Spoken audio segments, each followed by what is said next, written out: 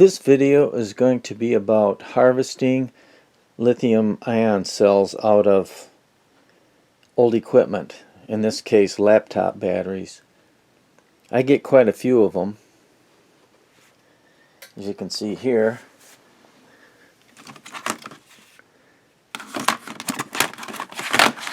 These are out of various laptops that were thrown away.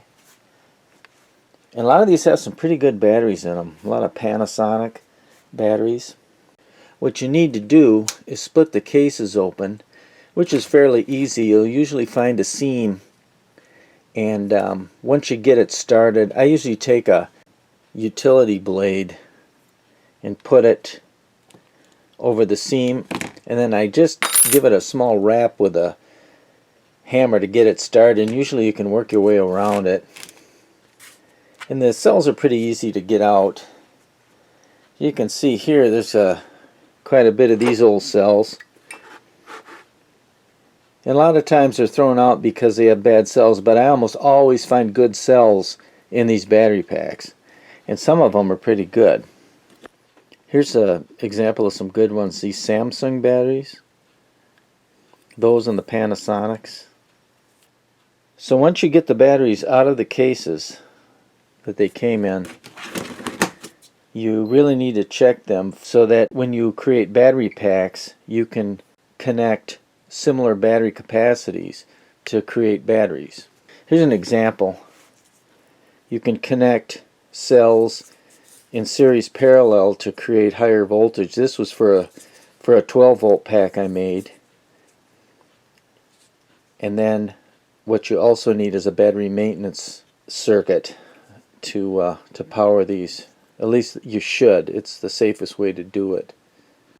So when you extract these cells from their enclosures, you need some way to test them for their capacity. What I use is this X-Star VC4. I really like this. You can take a cell,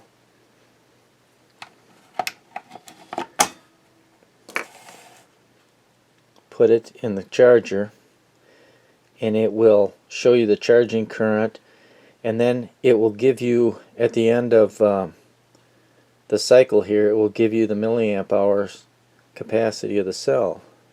And you can charge up to 4 cells at a time with this thing independently.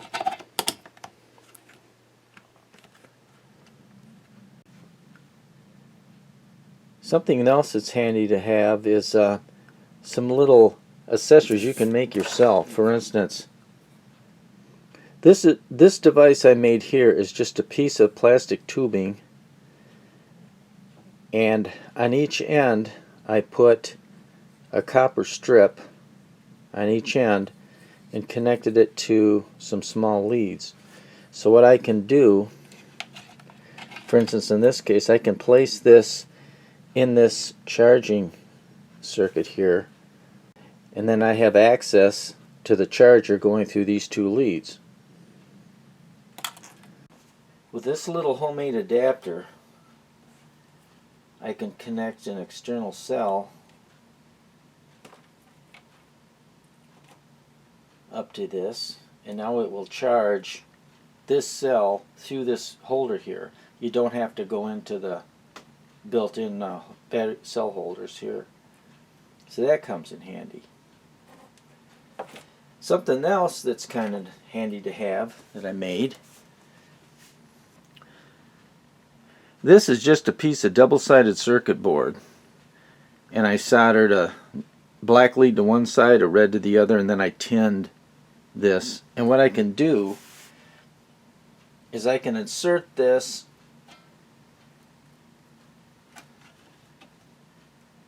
into the charger,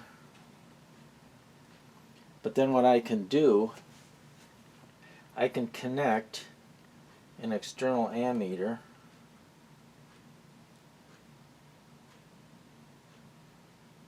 in series with the battery in this position, and I can read the current. So one of the useful things you can make with these cells is battery packs to run external experiments. And I have 2 of them here. This one has NiCads, and I put connectors here, a fuse, and a panel meter here.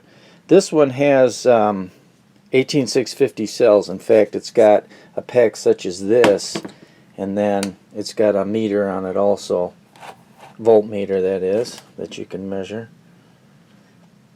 And these are just made in little metal tins you can get candy and stuff in. I always collect those. I never throw them, along with a lot of other things away, I'm told. But these come in really handy, especially if you do a test outside. A lot of times if I do a test where I'll have two devices separated by a long distance away from the house, I need to power them up. And since they usually run on 12 volts, these come in really handy. And they'll develop quite a bit of current.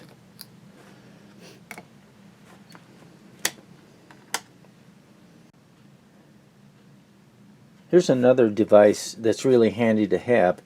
This is a load that you can adjust that will discharge really any kind of battery. You can adjust it for the terminal voltage you want it to discharge the battery to, and you can also set the discharge current, which is kind of handy. And you do it with this knob. Here it's set for 700 milliamps. And I can adjust it. Here's 600, 500, whatever. I'll set it for a half an amp, 500 milliamps. And then I can set the voltage by toggling this control here, and I push it until the V for voltage LED is lit. And then I can set the discharge voltage. Here I'll set it for 11 volts. And then when I hit run, right now it's discharging this lead acid gel cell, and it will discharge it down to 11 volts, and then it'll terminate. And it's discharging at 500 milliamps. And this is handy because I can start this thing if I want to discharge a cell, and then I can go away and come back after it discharges it. The only thing about this I don't like, it doesn't have a timer. And that's going to be a future project. I'm going to build a timing circuit that will start once you activate it, and then it'll stop the timer when it completes its cycle. That way it can record the time to discharge, which would, the only thing about this I wish it would do. But anyway, I can use this for lead acid batteries, lithium ion cells, you name it. It's a pretty nice device. It has a fan and a heat sink on it,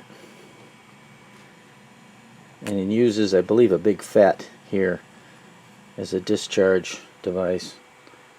This was fairly inexpensive. Came over the pond from China, like pretty much all of this stuff does now. Here's something I just picked up today. I started to play with. I really like it so far. This is a fairly new DVM, I believe, made by, try to pronounce this, FNIRSI, Fenrisi. Sounds like a new drug. But anyway, it's a pretty nice little meter. And looking at it on my voltage standard here, which I had no reason to doubt it, on the 2.5 volt range, 2.501, so within 1 millivolt. Can't beat that. 5 volts, a little bit different, 7.5, and 10 volts. It's right on the money there. Pretty close. Anyway, I really like this little meter. I just got this one. This just came. It took quite a while to get here, though. It took the slow boat this time. Here's a device I just got a couple days ago. I ordered this from AliExpress, and it's called a lithium battery capacity tester. And they have a bunch of devices like this on there. I got this one because they sent me a offer I couldn't refuse, you know. One of those deals, free shipping, etc. But anyway, With this device, you can take a lithium ion cell and place it in this holder on the right. Boy, this is tight.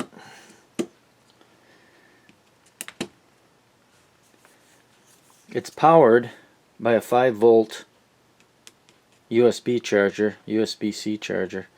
And on the meter here, it shows you your voltage, current, wattage, milliamp hour, milliamp watt hour. It has a reset here. I don't know, hope you can read this on the... Anyway, you can power this thing from either this USB-C charger, or you can even put another charged lithium cell in the left port here, left compartment here, and you can power this thing. It uses very little current to run the device here. So you could take this actually portable out in the fields. You wouldn't even need a power supply. When you connect the charger here, it automatically disconnects this, I believe. I doubt I'll ever use this. I'm basically going to use the right holder. This is where you charge and discharge the cell.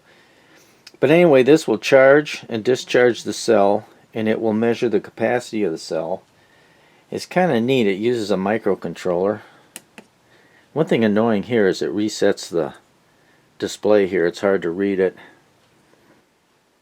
Okay, I have an 18650 cell harvested out of a laptop battery. And I'm using my adapter here, going through an ammeter. Right now it's charging at 246 milliamps. And the voltage across the battery should be rising here, which it is. 4.106, 105. It's bouncing around a little bit. 4.1 volts basically.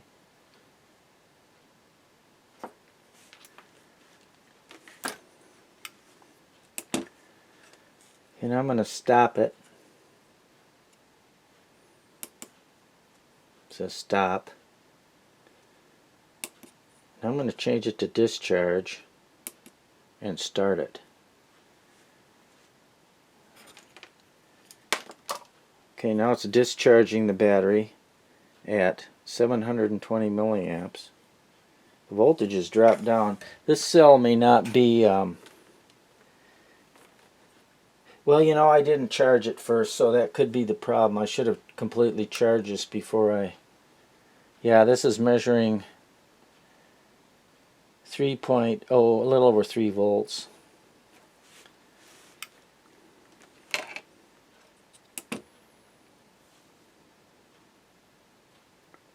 Now this is only showing 2.75.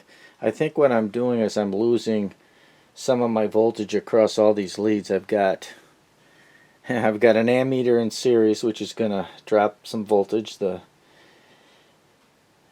I've got clip leads connected in, so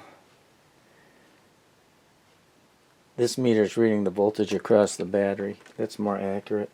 What about the current here? Okay, 660 milliamps, and we got 668 milliamps, so that's reading correct. So I think maybe the burden voltage of the meter and all of my flying leads here is causing the voltage to not be as accurate here.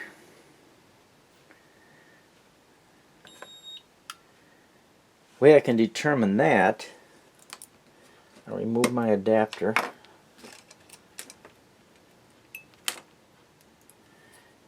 And I'll put the battery directly into the cell, and we'll see what we got here. Let's start the discharge.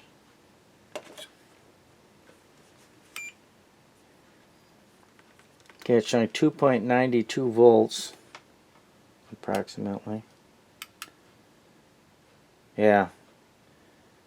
Here are the voltmeter here, 2.883, 2.86, they're pretty close here. Discharging at 700 milliamps.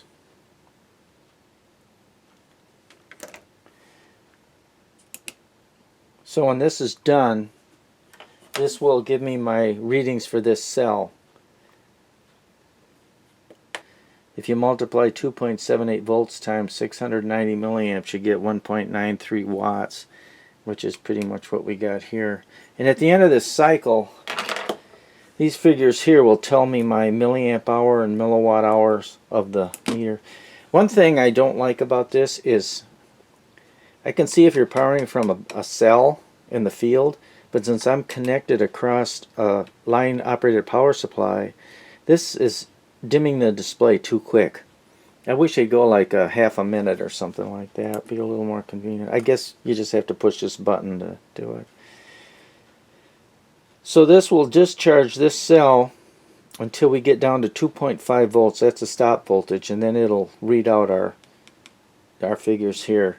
If you get one of these, remember that these meter functions here are only good during discharge. They're inaccurate during charge. That's according to the instructions here. Here's the load resistors. Yeah, they're getting warm a little bit. You got, see, 8 and 8 and parallel. So you got 4 ohms. I believe they're in parallel. 4 ohms at 20 watts if you connect these in parallel. And the J, I think, is 5%, I believe, tolerance. So anyway, I just got this today, and I'm just beginning to play with it. I really like it so far, other than the thing is resetting so quick. So if you're going to harvest lithium cells, you have a lot of options that you can use to test the cells before you use them in a project. And remember, try to match the cells as close as possible if you're going to use them in a battery pack. You can connect these in series and parallel to make whatever current voltage you want. It's pretty handy. I did a video on an HP oscilloscope where I made a higher voltage battery pack. I replaced some old NiCad cells in it, and it still works pretty good. It'll run for about 2-3 hours on salvaged cells from laptops. Anyway, that's the hint for today. So good luck, thanks for watching, and I'll see you in the next one. Bye for now.